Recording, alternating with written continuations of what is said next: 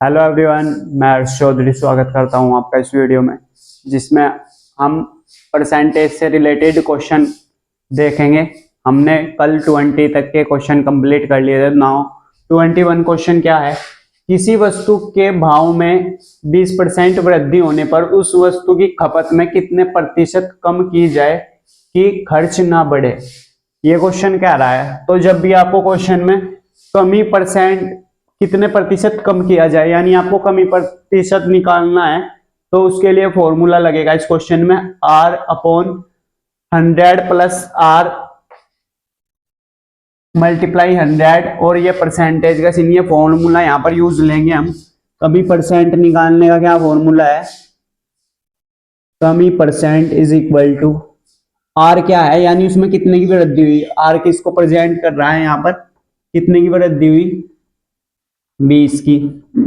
100 plus 20 multiply 100, और ये percentage का चिन्ह लगा देंगे। तो क्या होगा, ये यहां से कमी निकल कर आएगी कि कमी कितने परसेंट की होगी, 20 अपॉन ये कितना होगा 120, 100, और ये परसेंटेज का सिंबल एज इट इज। ना इसको काटेंगे हम, 20 कम 20, 20 छक्की 100, 120। नाउ इसको काटेंगे 2 से, ये 50 बार कटेगा, ये 3 बार कटेगा, 2 तिया 6 होते हैं। तो ये आ गया 50/3%। इसको हम ऐसा भी लिख सकते हैं 16 सही 2/3% की उसमें क्या होगी, कमी होगी, तो उसका खर्च नहीं बढ़ेगा। ये हमारा फाइनल आंसर। सिमिलरली ये तो था अगर कमी परसेंट निकालना हो, यानी अगर हमें निकालना हो वृद्धि परसेंट, वृद्धि प्रतिशत, यानी वृद्धि परसेंट निकालने का क्या फॉर्मूला है, R/100 माइनस R,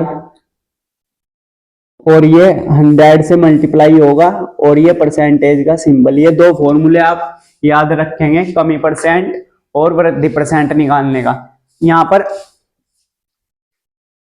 ये प्लस क्या शो करता है, वृद्धि कितने की हुई है उसमें,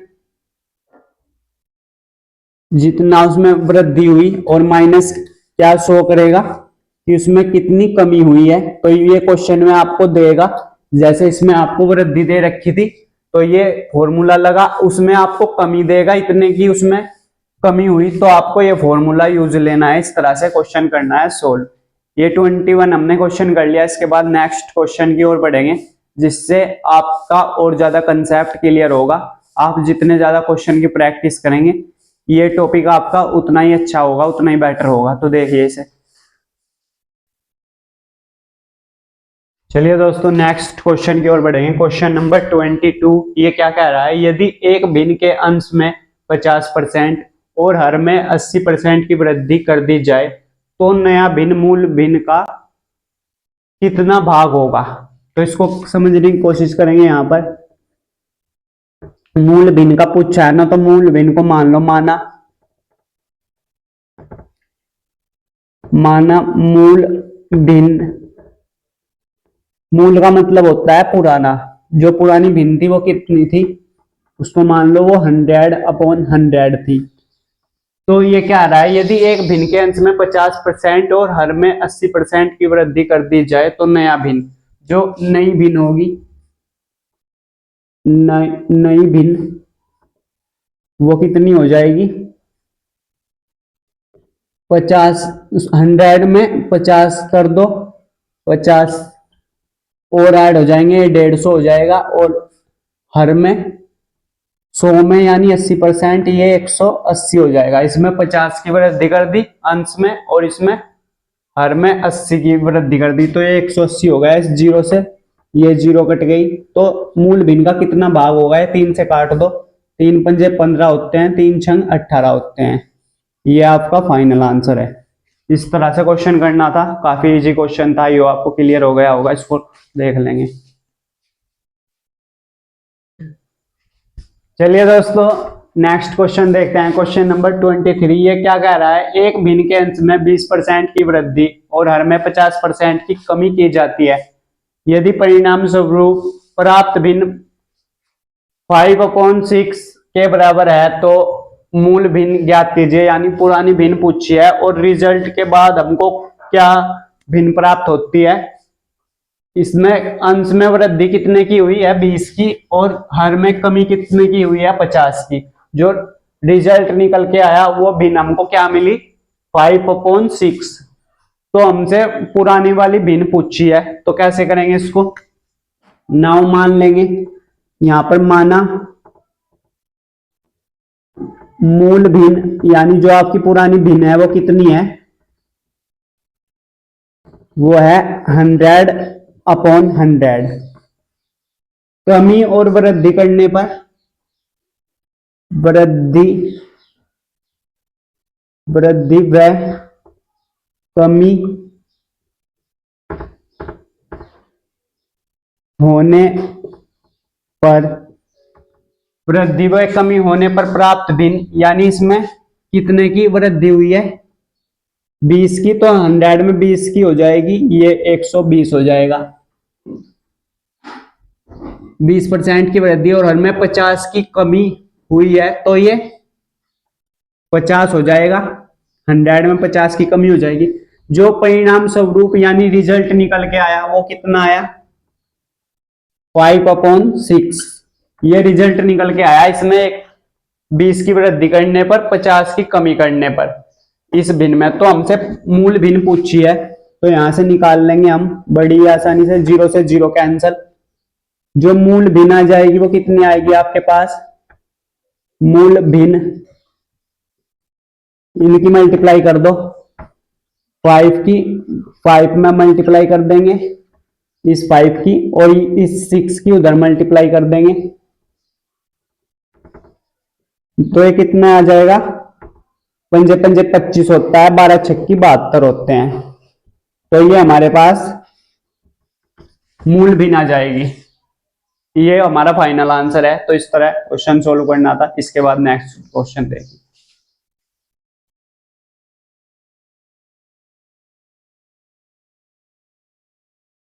क्वेश्चन नंबर 24 ये कह रहा है हमको, यदि हम भिन्न के अंश को 25% और हर को 80% बढ़ाते हैं तो नया भिन्न मूल का कितना होगा।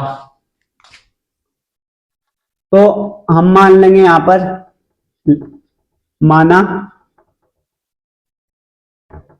मूल भिन्न कितनी है, यानी जो पुराने वाली थी वो कितनी थी, 100/100।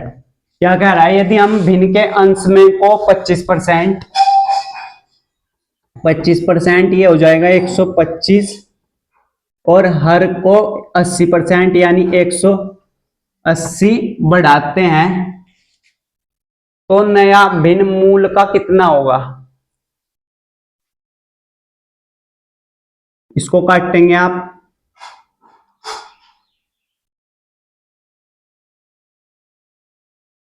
25 से इसको काटेंगे तो ये हो जाएगा 25 पंजे 5 दूनी 10, पंजे पंजे 25, 5 या 15 होते हैं, 3 बच गए, 5 छंग 30। तो जो आपकी नई भिन्न आ जाएगी वो कितनी आ जाएगी, 25/36। ये हमारा फाइनल आंसर है। इस तरह से क्वेश्चन करना था, इसको देख लेंगे। चलिए नेक्स्ट क्वेश्चन देखते हैं। ये कह रहा है हमको, क्वेश्चन नंबर 25, एक आयत की लंबाई में 10% की वृद्धि तथा चौड़ाई में 10% की कमी करने पर नए आयत के क्षेत्रफल में कमी या वृद्धि ज्ञात कीजिए। तो कैसे करेंगे इसको, हमको दे रखा है लंबाई में कितने की वो हुई है वृद्धि, 10% की। इसको हम फ्रैक्शन में लिखेंगे तो 10% का मतलब क्या होता है, 1/10। ये प्लस किसको दिखा रहा है, यानी अगर वो पहले 10 थी अब कितनी हो गई, 11। और चौड़ाई में क्या हुआ है, चौड़ाई में 10% की कमी हुई है। इसका फ्रैक्शन में क्या मीनिंग होता है, 1/10, ये हमने पढ़ लिया। इसे माइनस कर देंगे।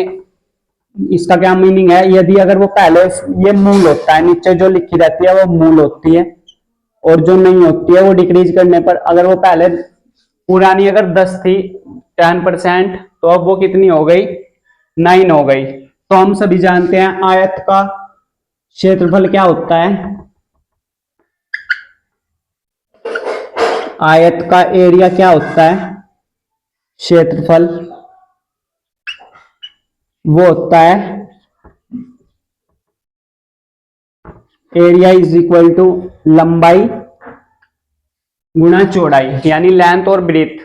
तो हम यहां पर लिखेंगे, इसे रेशो मेथड से करेंगे हम। ये मूल है, ये नहीं है। क्या हुआ, पहले वो कितनी थी 10, और अब कितनी हो गई, उसमें एक ऐड कर देंगे 10 में 11, ये अब 11 हो गई। इसी तरह से ब्रीथ कितनी थी पहले 10, अब कितनी हो गई 9 हो गई, क्योंकि इसमें से एक लेस कर देंगे तो 9 आ जाएगा, और उसमें एक ऐड कर देंगे तो 11 आ जाएगा। तो हमारे पास जो पूछा है उसके क्षेत्रफल में कितने की कमी या वृद्धि हुई है, इनकी मल्टीप्लाई कर देंगे, क्योंकि लेंथ और ब्रीथ होता है। ये कितना आ जाएगा 100, ये कितना आ जाएगा 99।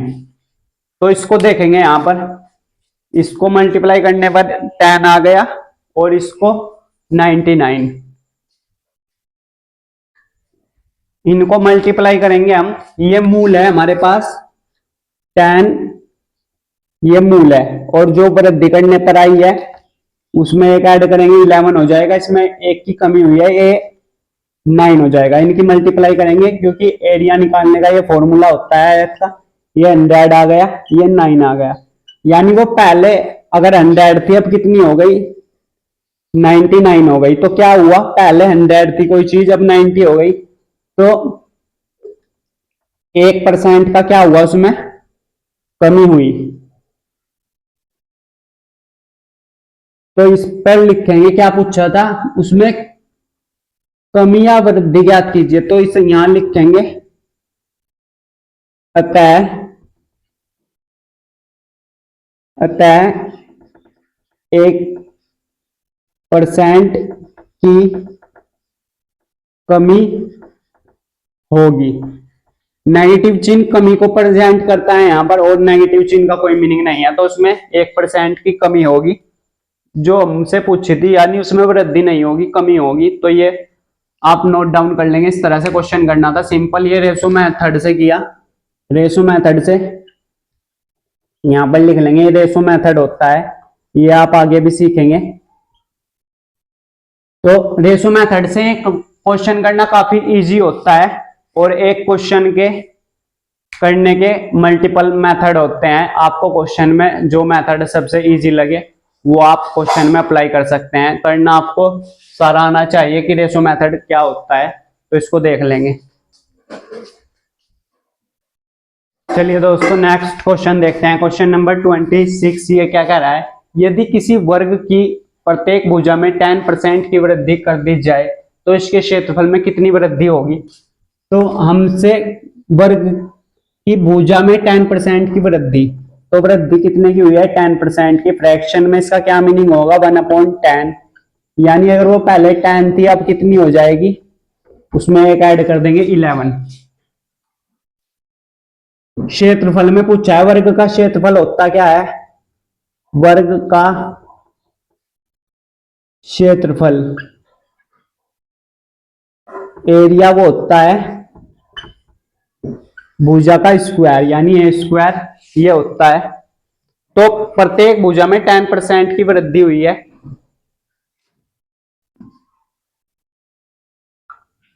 तो ये हो जाएगा हमारे पास एरिया इज इक्वल टू,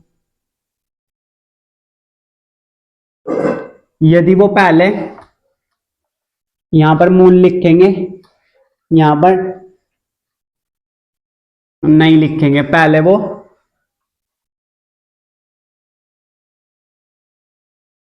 10 थी, अब कितनी हो गई नई 11। इसी तरह से ये एरिया की बात हो रही है, पहले वो 10 थी, अब कितनी हो गई 11।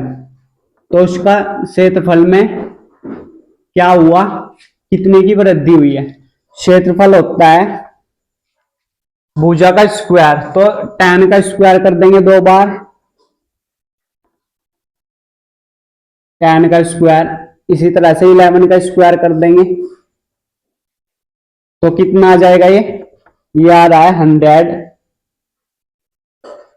या रेशो का चिन्ह नहीं लगाओ तो 121 11 का वर्ग होता है। तो कितने की वृद्धि हुई है इसके एरिया में, वो पहले 100 थी, अब कितनी हो गई 121। तो आप देखेंगे यहाँ पर 21% की जो है वृद्धि हो गई, तो लिख देंगे अतः एरिया में 21% की वृद्धि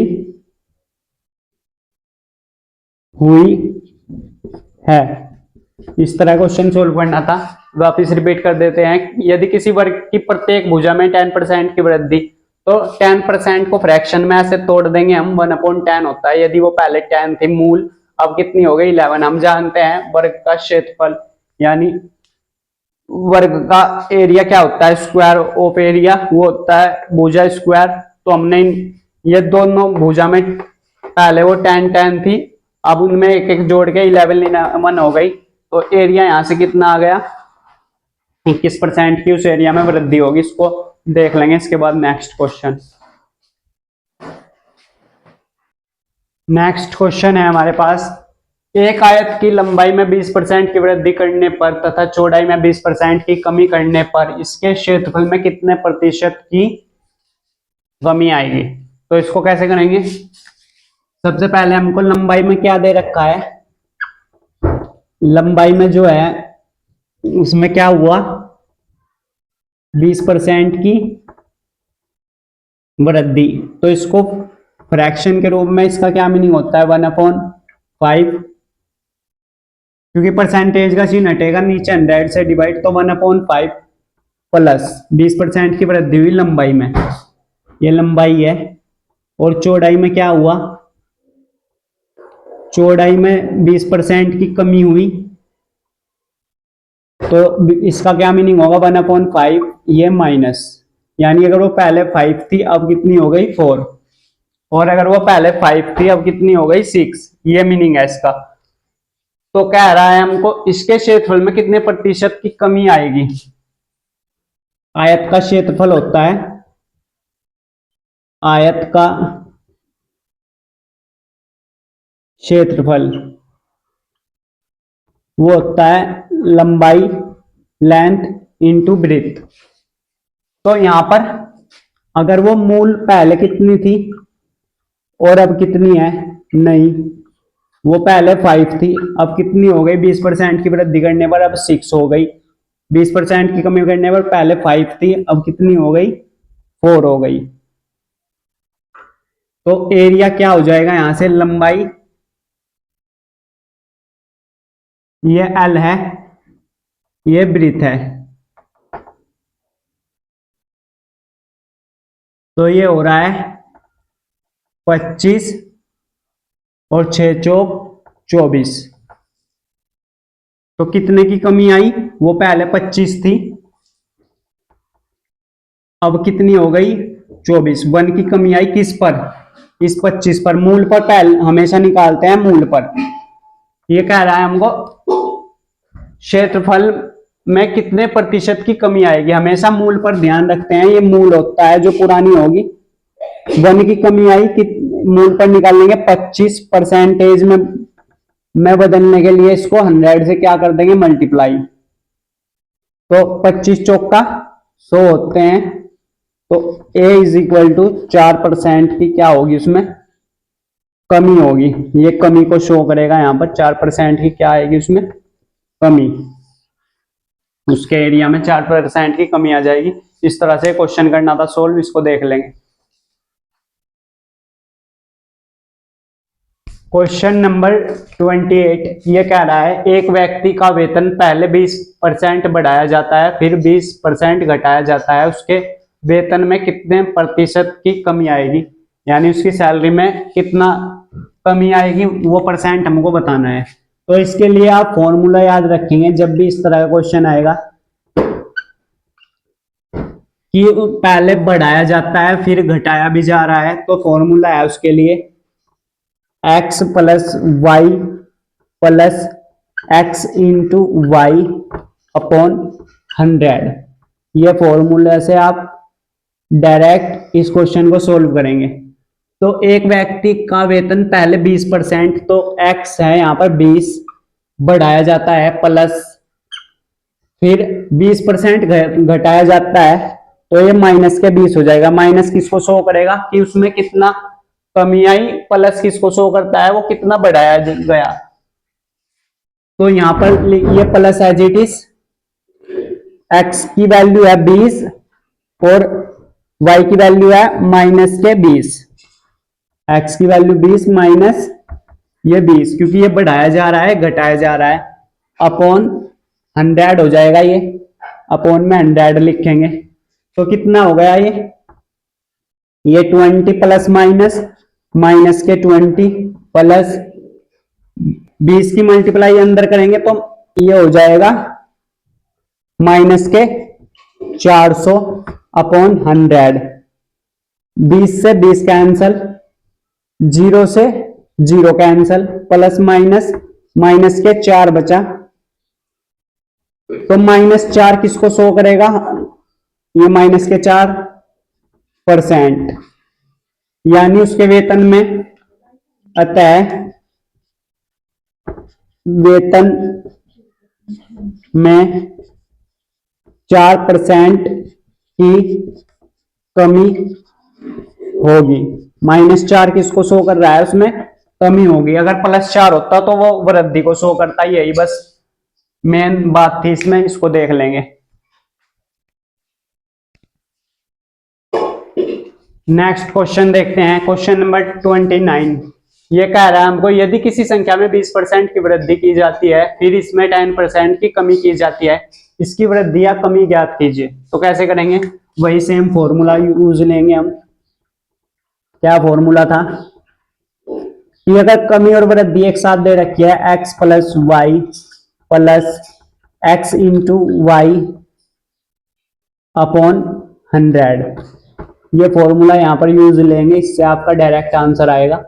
तो क्या है, यदि किसी संख्या में 20% की यानी x की वैल्यू है 20 प्लस 10% की कमी, तो y की वैल्यू हो जाएगी 10 प्लस 20 माइनस 10 अपॉन 100 हो जाएगा, ये अपॉन में 100। तो ये कितना हो गया, 20 प्लस माइनस माइनस के 10 और ये प्लस इसकी करेंगे तो ये माइनस के 200 हो जाएगा अपॉन 100। 2 0 से 2 0 कैंसल, ये कितना हो रहा है 10 हुआ प्लस माइनस माइनस के 2 ये बचा, तो हमारे पास 8 आ रहा है, तो 8% आ जाएगा। उसमें क्या हुआ, अतः संख्या में 8% की वृद्धि होगी, ये वृद्धि को शो करेगा क्योंकि प्लस में आ रहा है आपका आंसर, तो वृद्धि हुई है। इसमें अगर नेगेटिव आता तो हम क्या देते हैं, उसमें कमी होगी, लेकिन इसमें 8% की वृद्धि होगी। इस तरह से क्वेश्चन करना था सोल्व, तो इसको देख लेंगे।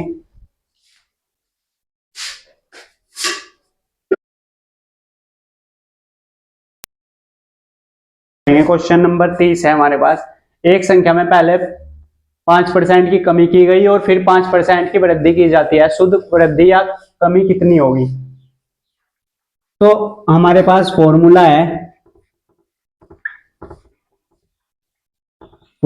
हमारे पास x plus Y plus X into Y upon 100। इस फॉर्मूले का यूज करके हम निकाल लेंगे। तो 5% की कमी, तो माइनस के 5 ये हो गया, माइनस के 5 प्लस 5 की वृद्धि हुई इसमें, तो 5 ये हो गया प्लस के, प्लस x की वैल्यू है -5, y की वैल्यू है 5 अपॉन 100, -5 +5 प्लस माइनस के 25 अपॉन 100, 5 से 5 कैंसल, 25 से कम 25, 25 चौका 100 माइनस के 1/4 आ रहा है। तो इसको अगर हम डिवाइड देंगे तो कितनी कमी आएगी? 0.25 की कमी होगी, इतने की उसमें कमी आएगी। ये हमारा फाइनल आंसर है। इस तरह से क्वेश्चन सोल्व करना था, तो इसको देख लेंगे फिर नेक्स्ट क्वेश्चन। चलिए दोस्तों नेक्स्ट क्वेश्चन देखते हैं हम। Question number 31। ये क्या कह रहा है? एक आदमी की आय में पहले 20% की बढ़ोतरी हुई और बाद में फिर से 30% की बढ़ोतरी हुई, कुल प्रतिशत वृद्धि ज्ञात कीजिए। तो इसको कैसे करेंगे क्वेश्चन को? नाउ माना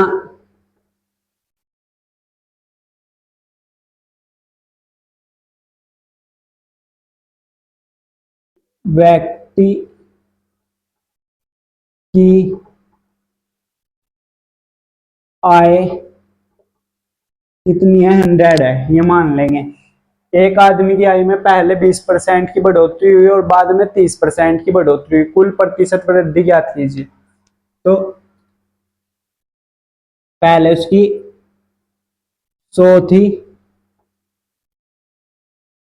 इसमें 20% की बढ़ोतरी हुई यानी 120 अपॉन 100, क्योंकि परसेंटेज का चिन्ह हटेगा, फिर 130 अपॉन 100। तो ये 100 से 100 हुआ कैंसल, 2 जीरो से ये 2 जीरो भी कैंसल,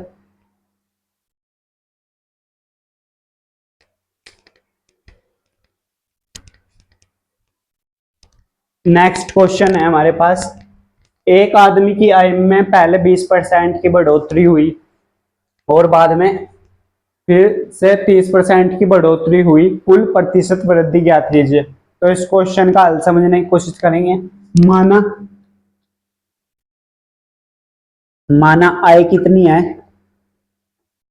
100 है, उस व्यक्ति की आय को 100 मान लेंगे। वो क्या कह रहा है क्वेश्चन, वापस पढ़ देते हैं। एक आदमी की आय में पहले 20% की बढ़ोतरी हुई, यानी 100 में कितने की बढ़ोतरी हुई? 20 की, यानी 120%, और फिर बाद में 30%, यानी फिर कितने की हुई? 30% की, तो 130 ये हो जाएगा।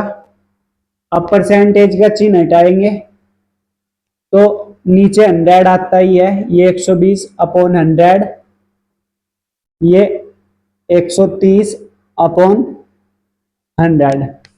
पहले आए 100 थी, फिर उसमें 20 की बढ़ोतरी हुई यानी 120 हो गई, फिर बाद में 30 की बढ़ोतरी हुई यानी 130 हो गई। ये परसेंटेज का चिन्ह हटाएंगे, नीचे 100 आएगा, ये 100 से 100 कैंसल, इन 2 जीरो से ये 2 जीरो हुई कैंसल, इनकी मल्टीप्लाई करेंगे 12 और 13 की, 12 और 13 की मल्टीप्लाई करने पर आएगा 156। तो कुल प्रतिशत वृद्धि पूछिए हमसे, कुल प्रतिशत वृद्धि 156 में से 100 कर देंगे माइनस, तो आपका फाइनल आंसर आएगा 56। ये फाइनल आंसर है। इस तरह से क्वेश्चन सोल्व करना था। इसके बाद नेक्स्ट क्वेश्चन देखते हैं। चलिए दोस्तों नेक्स्ट क्वेश्चन देखते हैं। Question number 32। ये कह रहा है चाय के मूल्य में 20% की कमी की गई, इसे पुनः वास्तविक मूल्य पर लाने के लिए इसके मूल्य में कितनी वृद्धि की जानी चाहिए? यानी एक चाय के मूल्य में 20% की हमने कमी कर दी, पुनः इसका मतलब दोबारा उसे जो उसका सही रेट है असली, उस पर रेट मान लाने के लिए इसके मूल्य में कितनी वृद्धि की जानी चाहिए, क्वेश्चन में हमको कह रहा है। तो यहां पर पहले मानेंगे, माना चाय का मूल्य, चाय का मूल्य मान लो पहले 100 था, हमने क्या किया, इस 100 में 20 की कमी कर दी। 100 में हमने क्या किया, 20% की कमी कर दी। 100 में 20 की कमी कर दी, मतलब अब क्या हो गया, वो 80 हो गया उसका रेट। पहले किसी का प्राइस 100 था, हमने 20 की उसमें कमी कर दी, तो अब उसका प्राइस जो हो गया 80 हो गया। 100 में से 20 कम कर देंगे, तो ये कह रहा है इसके मूल्य में कितनी वृद्धि की जानी चाहिए वास्तविक मूल्य पर लाने के लिए।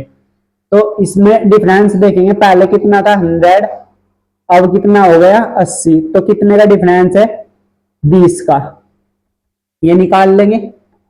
20 ये जो डिफरेंस है, और किस पर निकाल लेंगे, जो अब उसका वर्तमान प्राइस है 80, और मल्टीप्लाई कर देंगे 100 से, आपका फाइनल आंसर आ जाएगा।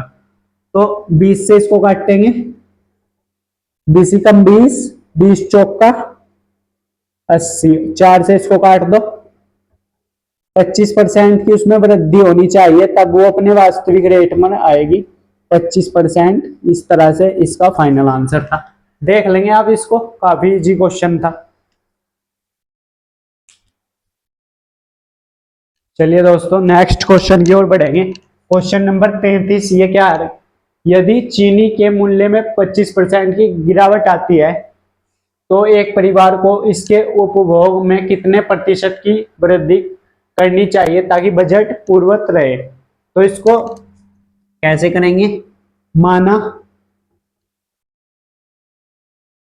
चीनी का मूल्य, पहले मानो चीनी का मूल्य कितना था, 100 था, उसके मूल्य में क्या हुआ, 25% की गिरावट आती है, यानी कमी आती है।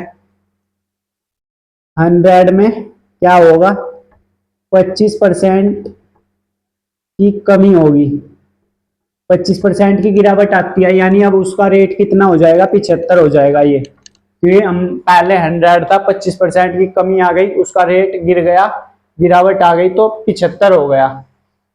अब 100 में और 75 में कितने का डिफरेंस है, 25 का। ये डिफरेंस और जो गिरावट आने के बाद रेट है उसका 75, और 100 से मल्टीप्लाई कर देंगे, आपको फाइनल आंसर मिल जाएगा। तो 25 ही कम 25, 25 या 75, 100/3। तो हम इसको ऐसे लिख सकते हैं, 33 सही, 1/3%, ये इसका फाइनल आंसर है। इतने प्रतिशत वृद्धि करनी चाहिए उसमें, ये इसका फाइनल आंसर है।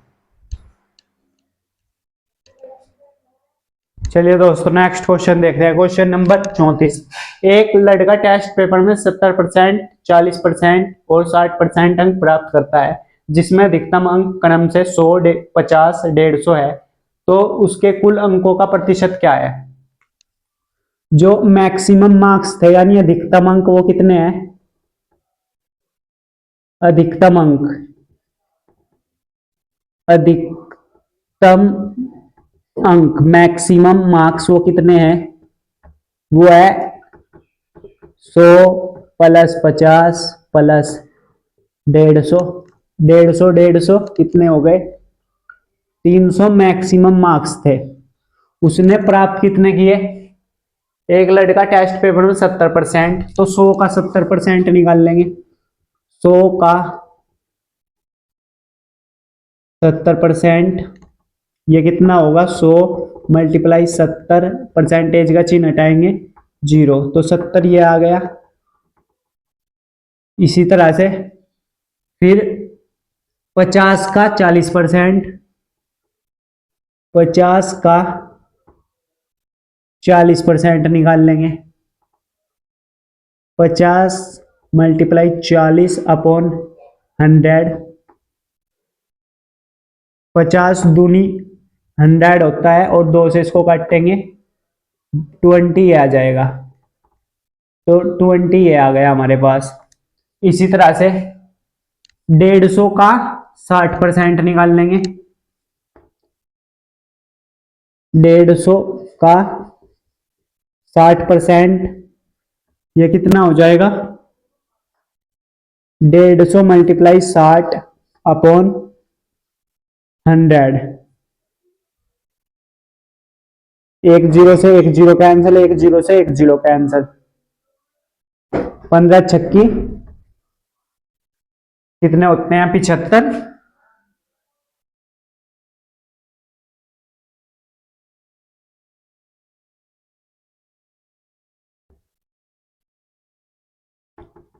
6 पंजे 30, 3 हासिल, 6 कम 6 और 3 90। 15 छक्की 90 होते हैं, तो 90 आ जाएगा। अब इनको जोड़ लेंगे। उसने प्राप्त कितने किए अंक? कुल अंक। कुल अंक कितने प्राप्त किए उसने? 70 प्लस 20 प्लस 90। 70 प्लस 20 90, ये 90 ये 180 अंक प्राप्त किया उसने। कुल अंक 180 हो गए। और मैक्सिमम अंक कितने थे? तो कुल अंकों का प्रतिशत निकाल लेंगे हम। कुल अंकों का प्रतिशत वो कितना आएगा? 180 प्राप्त किए उसने, कितने में से? 300 में से, क्योंकि मैक्सिमम कितने का था? 300 का। मल्टीप्लाई करेंगे 100 से, 2 जीरो से 2 जीरो कैंसिल, 3 छंग 18, तो 60% उसका कुल अंकों का प्रतिशत कितना आएगा? 60%। इस तरह से क्वेश्चन सोल्व करना था, इसको देख लेंगे। चलिए दोस्तों नेक्स्ट क्वेश्चन देखते हैं। ये कह रहा है क्वेश्चन नंबर 35, यदि ए का वेतन बी के वेतन से 150% अधिक है तो बी का वेतन ए के वेतन से कितने प्रतिशत कम है? क्या कह रहा है क्वेश्चन? ये ए है, रेशो ये बी है। ए का वेतन बी के वेतन से 50% अधिक है, बी के वेतन से। तो बी का ये एज्यूम कर लो, बी का अगर 100 है तो इसका 150 हो जाएगा, क्योंकि बी के वेतन से ए का वेतन 50% अधिक है, तो इसका 50% 150। अब क्या कह रहा है? तो बी का वेतन ए के वेतन से, बी का वेतन 100 है और इसका 150 है, तो इनका डिफरेंस कितने का है? 50 का।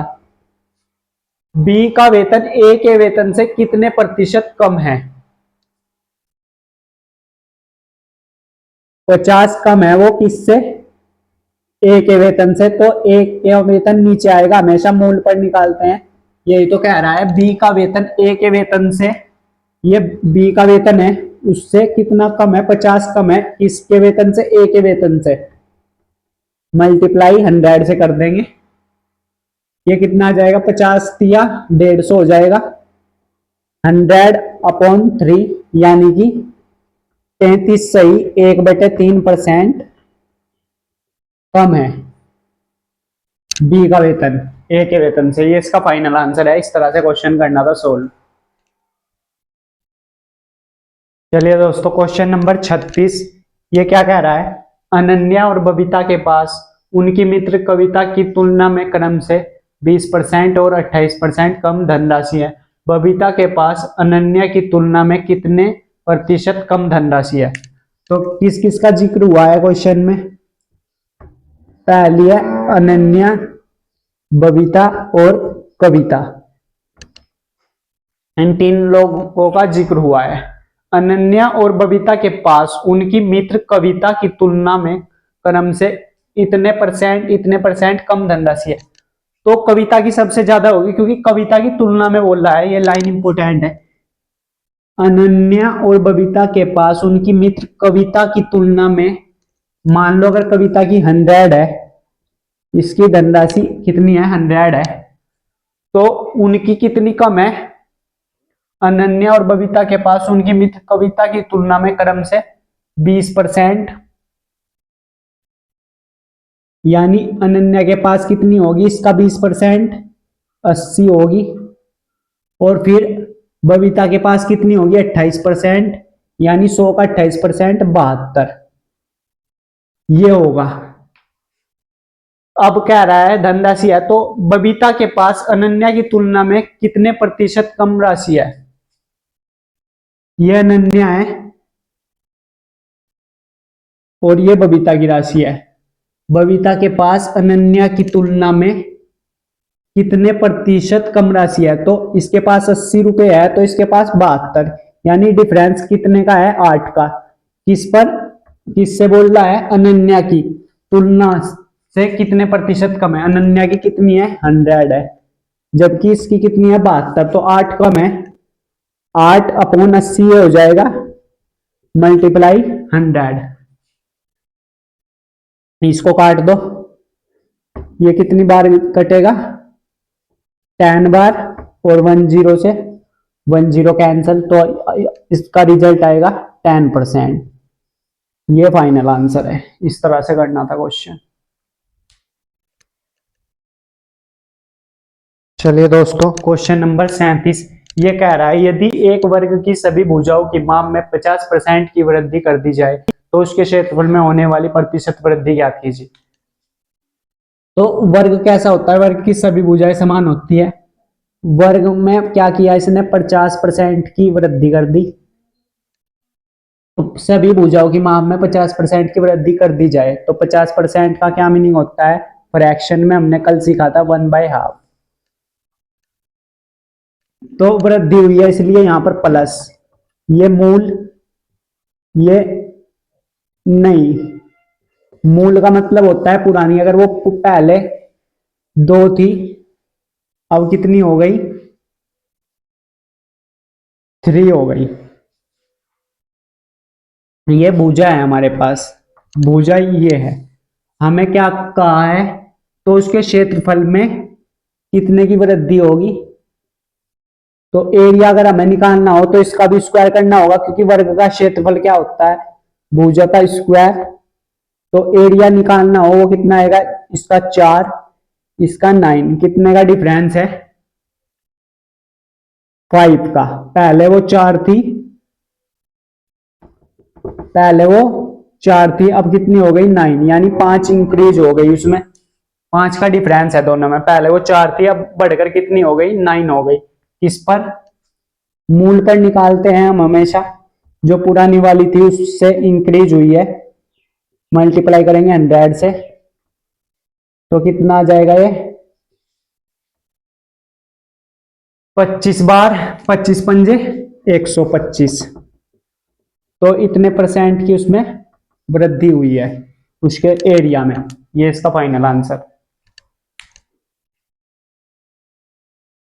चलिए दोस्तों, क्वेश्चन नंबर 38, यदि वर्ग की प्रत्येक भुजा में 20% की वृद्धि की जाती है तो इसके क्षेत्रफल में होने वाले प्रतिशत परिवर्तन की गणना कीजिए। यानी प्रत्येक भुजा में इस बार कितने की वृद्धि हुई है, 20% की, जिसका मीनिंग होता है 1/5, क्योंकि 20% का अगर हम सिंबल हटाएंगे तो ये 100 होगा, 20 कम 20, 20 पंजे 100, तो फ्रैक्शन में इसका मीनिंग होता है 1/5 की वृद्धि हुई है, इसलिए प्लस। अगर वो पहले 5 थी अब कितनी हो जाएगी, 6, तो मूल यानी वो पुरानी और नई। मूल का क्या मीनिंग होता है, पुरानी, जो नीचे होता है वो हमेशा मूल होता है, ये यहाँ पर जो वैल्यूज होगी वो हमेशा मूल होगी। ये मूल है कितनी, 5, और कितने की वृद्धि हुई है, 1 की, यानी अब वो कितनी हो गई, 6, 5 में 1 जोड़ देंगे 6 हो गई। ये भुजा है। और हम जानते हैं वर्ग का क्षेत्रफल क्या होता है, वर्ग का जो क्षेत्रफल होता है वो होता है भुजा स्क्वायर। तो हमको एरिया में प्रतिशत परिवर्तन की गणना करनी है उसके क्षेत्रफल में, तो इसका भी स्क्वायर कर देंगे और इसका भी स्क्वायर कर देंगे। 5 का स्क्वायर क्या होता है, 25, इसका 36। तो कितने का डिफरेंस है, आप देखेंगे ये पहले 25 थी अब इंक्रीज कितने का हो गया, 36 हो गई, यानी 11 हो गए, 11 बढ़ गया। तो 11 अपॉन किस पर निकाल लेंगे 25, क्योंकि मूल पर निकालते हैं हमेशा 25 चौक का 100 होते हैं।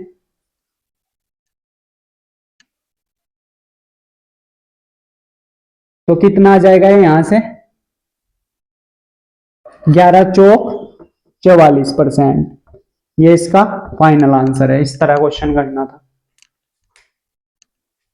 चलिए दोस्तों क्वेश्चन नंबर 39 देखते हैं। किसी वर्ग की दो आसन भुजाओं की लंबाई में क्रम से 35% और 25% की वृद्धि की जाती है, परिणाम स्वरूप प्राप्त आयत का क्षेत्रफल से अधिक होगा। ये क्या कह रहा है हमको? किसी वर्ग में दो आसन भुजाओं की लंबाई में क्या किया गया 35%। 35% की वृद्धि की गई। 35% का मीनिंग होगा 35 अपॉन 100। इसको काट दो, 5 सत्ते 35, 5 दूनी 10, 20 बार ये कट जाएगा। वृद्धि की गई। किसी वर्ग की दो आसन भुजाओं की लंबाइयों में क्रम से दूसरी लेंथ में की गई कितने की वृद्धि 25%, जिसका फ्रैक्शन में क्या मीनिंग होगा 25 अपॉन 100। 25 ही कम 25, 25 चौका 100। यह किसी वर्ग की दो आसन भुजाओं की लंबाइयों में यह परिवर्तन किया गया। अब हमसे क्या कह रहा है? वृद्धि की जाती है, परिणाम स्वरूप प्राप्त आयत का क्षेत्रफल से अधिक होगा। तो आयत का क्षेत्रफल हम सभी जानते हैं। आयत का क्षेत्रफल वो होता है लंबाई गुणा चौड़ाई। यह आयत का एरिया होता है। तो मूल और नई क्या क्या परिवर्तन हुए? अगर वो पहले 20 थी तो अब बढ़कर कितनी हो जाएगी 27, उसमें 7 ऐड कर देंगे। अगर वो पहले 4 थी अब बढ़कर कितनी हो जाएगी 5 हो जाएगी। तो एरिया क्या होगा इसका? एरिया होगा इसकी मल्टीप्लाई कर दो 80 आ जाएगा। रेशो इसकी मल्टीप्लाई करेंगे जब आप तो कितना बनेगा ये 135। 135 ये हो जाएगा 27 की 5 में मल्टीप्लाई करेंगे 7 पंजे 35 होता है। 3 हासिल 5 दूनी 10 और 3 135 बन रहा है। अब कितने का डिफरेंस है वो काउंट कर लो। डिफरेंस आया 55 का। 20 और 35 कितने हो गए 55। इस पर मूल पर निकालते हैं। मूल क्या है 80 है। मल्टीप्लाई 100, 20 से काट दो 20 पंजे 100 होते हैं। 20 चौक 80। तो कितना आ जाएगा ये 275 अपॉन 4। काट दो इसको 68.75 ऐसा कुछ बनेगा ये इसका फाइनल आंसर है। इस तरह क्वेश्चन करना था। इसके बाद नेक्स्ट क्वेश्चन की ओर बढ़ेंगे। चलिए दोस्तों क्वेश्चन नंबर 40 देखते हैं। ये कह रहा है एक घन की प्रत्येक भुजा में 50% की वृद्धि की जाती है, इसके पृष्ठीय क्षेत्रफल में होने वाली वृद्धि ज्ञात कीजिए। मान लो हमें कोई भुजा दे रखी है, घन की भुजा। ये कह रहा है कितने की वृद्धि हुई है? एक घन की प्रत्येक भुजा में 50% की वृद्धि हुई है। ये चीज हमको गिवन है। इसको फ्रैक्शन में तोड़ दो तो 1/2 होता है फ्रैक्शन का मतलब। ये हमने सीख लिया। ये वृद्धि हुई है, ये प्लस चिन्ह उसी को रिप्रेजेंट कर रहा है कि वृद्धि हुई है। अगर माइनस होता तो उसमें कमी होती। तो अब क्या रहा है हमें इसके पृष्ठीय क्षेत्रफल यानी उसका सरफेस एरिया में होने वाली वृद्धि ज्ञात कीजिए। उसके सरफेस एरिया में कितने का इंक्रीज होगा ये हमको बताना है। तो पहले वही सेम काम मूल और नई। मूल कितनी थी 2 थी और इंक्रीज होने के बाद अब कितनी हो गई 3। ये भुजा है हमारे पास, भुजा है, घन की भुजा। तो हमसे पूछ रहा है इसके सरफेस एरिया। घन का सरफेस एरिया क्या होता है? घन का पृष्ठीय क्षेत्रफल, पृष्ठीय क्षेत्रफल, घन का जो सरफेस एरिया का फॉर्मूला है वो होता है 6a²। ये फॉर्मूला है। तो ए की वैल्यू हमारे पास कितनी है? 2 है। तो अगर हम इसका एरिया में वृद्धि करना चाहे, एरिया में, तो 6a की वैल्यू कितनी है? 2 है। तो 2 का स्क्वायर कर देंगे 4, रेशो इस बार 6, और भुजा कितनी है इस बार? 3। नहीं, ये तो मूल है और ये नहीं। 6/3 का स्क्वायर 9। तो अब देख लीजिए एरिया में कितने का इंक्रीज होगा। 6 चौक 24 होते हैं, रेशो 6 9 54। कितने का डिफरेंस है? ये 24 है, ये 54 है। 30 का किस पर निकाल लेंगे? जो मूल होती है, मल्टीप्लाई, सॉरी ये 24 है, 40 नहीं है, 100। इसको काट दो, 6 से काट दो, 6 पंजे 30 होते हैं, 6 चौक 24 होते हैं। 4 से इसको काटेंगे 25 बार, और 25 पंजे हम सभी जानते हैं कितने होते हैं? 125 होते हैं। ये हमारा फाइनल आंसर है। तो दोस्तों हमने यहां तक 40 तक के क्वेश्चन आज के लेक्चर में कंप्लीट कर लिए। जो बच गए हैं क्वेश्चन उनको हम लास्ट लेक्चर में कवर करने की कोशिश करेंगे। उसके बाद ही आपका ये परसेंटेज का टॉपिक है वो फिनिश हो जाएगा। तो जुड़े रहिए हमारे साथ और देखते रहिए। Thank you for watching my video. Thank you.